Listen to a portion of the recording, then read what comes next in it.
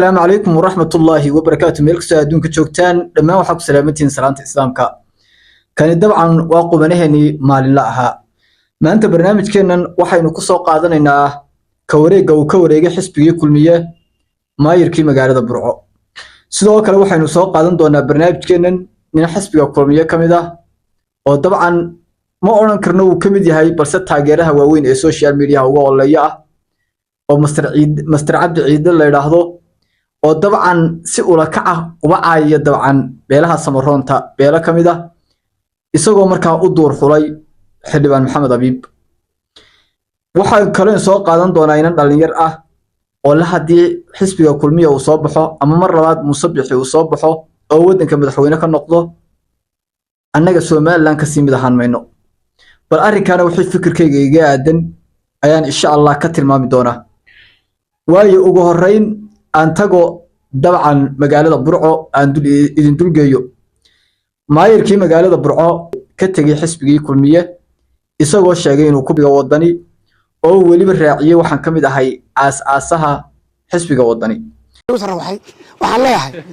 أنا بدي أقول لك سميه ولا بع كيف هارو شيئنا الباب كستو أو أي دولة ده هاي وانو كرعنا سبرعو وحلوقو قبته شلبهانو قبصني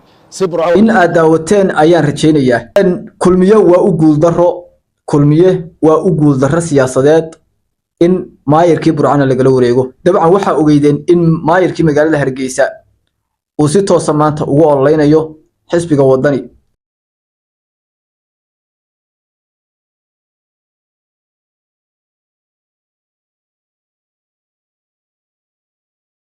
إن برعة أو مجال اللباد يعدك أجوين السومان لين يلنا أينا ما يركو راعه وضني يدنا وحس كسي عد طبعا وأنا أقول درس سياسات أوين وح حسد مضن نكر ما يركعه إنه ماشى كان صدي إسلا كلمية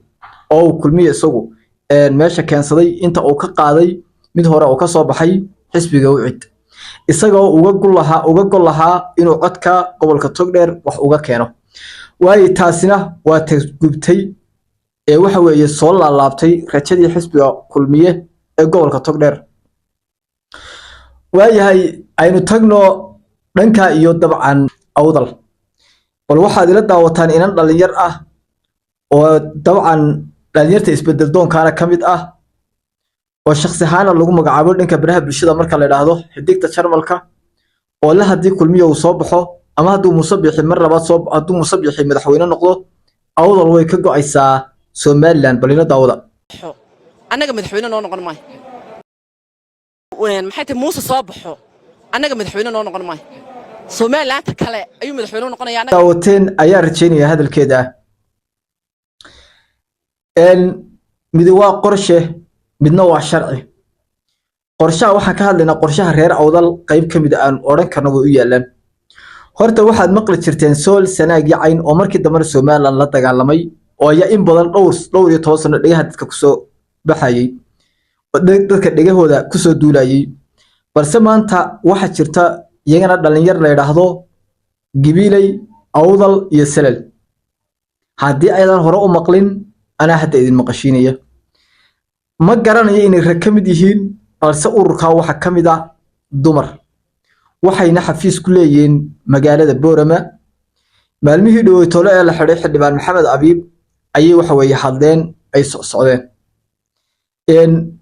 magac bay leeyihiin waxayna u soo gabsadeen Gibiley Awdal iyo Salal qoradaas dabcan waa raygeeda ayaan oran karaa rayga ayna tani ku hadashay hadii aan idhaahdo oo markaa waa ray jira hadii aan idhaahdo sharciyan xagga sharciga iyo dawladnimada iyo nidaamka inoo yaala dabcan waa wax ka soo horjeeda waana wax xaraana sideen ognahay waxa loo tartamaa waa in kii badiyaa wadanka hogaamiyo balse maaha hadii mid kamid uu soo baxo in wadanka la baabiyo sharciyan waa wax xaraana ma aha wax xalaal ah kelmadaasi waa kelmad dabcan qalad ah balse waxa aan la dhayalsan karin oo aan waxa weeye iyadana aan ku koobnayn inay waxaasi jiraan waxaasi ay yihiin wax jira aan nidaam ka socda gobolka Awdal iyo gobolka Gibiley iyo gobolka Salal bay yihiin balan yaalla ayaan la qarin karin oo horena miidiyaha looga sheegay taasina waa gobolkii awdal iyo halka uu marayo waxaan wax yar xagga dambe ka raacin doonaa intaana Mr. Cabdi Ciidle aanan u tagin waxaan raacinayaa xisbiga ururka la yiraahdo ka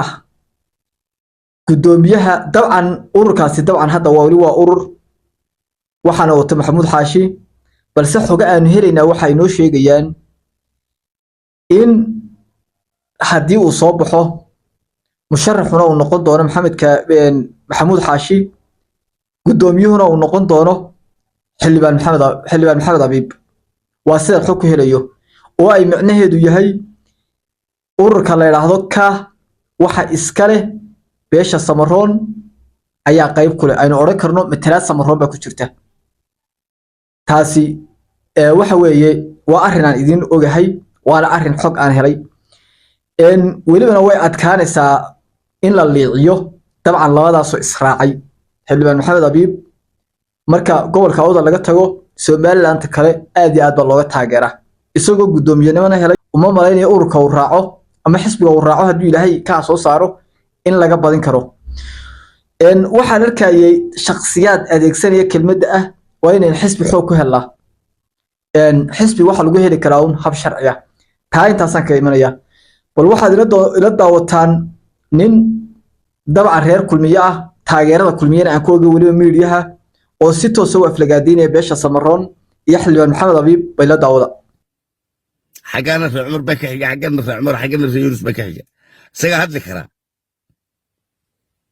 dadkan qoom bugu sheekayaan in xildhibaan ah oo maxay wallahi inuu afar qof dhaafkan waxaad ku garataa ololihiisii habar yari raaciya dadka habar yarahay buu lahaa Maxamed Abiib la yiraahdo calooshu xanuunayso reerkooda waxa la yiraahdaa Jibraacil oo waa 5 qof tuulo ma laha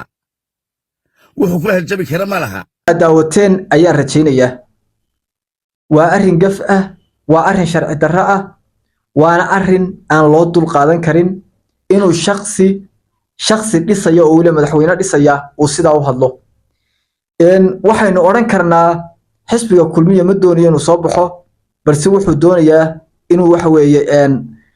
in dadka sii galaafto oo ummadda madaxa isku geliyo ayaynu oran karnaa sababtoo ah ninkaasi adduunka weli lama arag nin madaxtooye u doonaya ama nin doonaya inuu bulshada maamulo ama group doonaya inay waddanka haystaan